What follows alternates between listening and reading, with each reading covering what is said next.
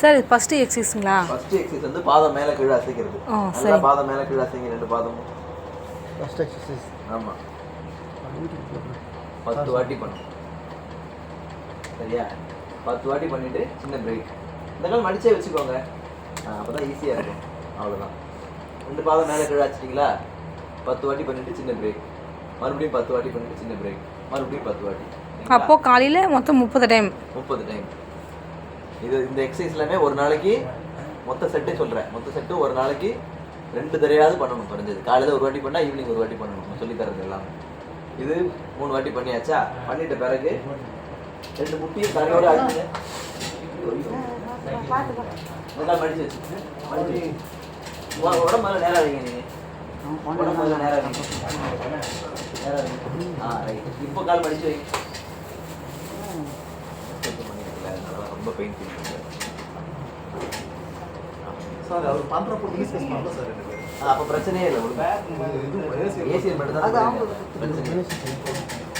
இது உங்களோட தான்? ஆமாம் சார். இது அவரோட தான்.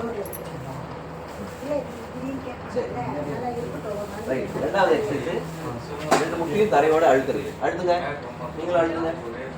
1 2 3 4 5 விட்டுருங்க. அழுத்துங்க. 1 2 3 4 5 விட்டுருங்க. அழுத்துங்க. 1 2 3 4 விட்டுருங்க. விட்டுருங்க. அழுத்துறீங்களா இல்லையா ஃபீல் பண்ணணும். உங்கள் காலை வச்சு நீங்களே இந்த காலை அழுத்துங்களேன். ஒரு எக்ஸாம்பிளுக்கு முட்டி அழுத்துங்களேன் கீழே. இந்த கண்ட்ராக்ஷன் அங்கே கொடுக்குற மாதிரி மனசுல ஃபீல் பண்ணுங்க. Good job, good job. இது ரெண்டாவது எக்ஸசைஸ். சரியா? மூணாவது எக்ஸசைஸ் வந்து இந்த மாதிரி ஒரு டவலை ரோல் பண்ணி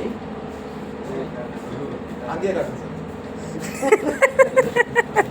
இந்த மாதிரி ஒரு டவலை ரோல் பண்ணி காலுக்கு கீழே வச்சுட்டு முட்டி அழுத்த சொல்கிறேன். அழுத்துங்க. இது மூணாவது எக்ஸசைஸ். இது மூணாவது எக்ஸசைஸ். எல்லாமே 10 10 சரிங்க சார். அழுத்துங்க.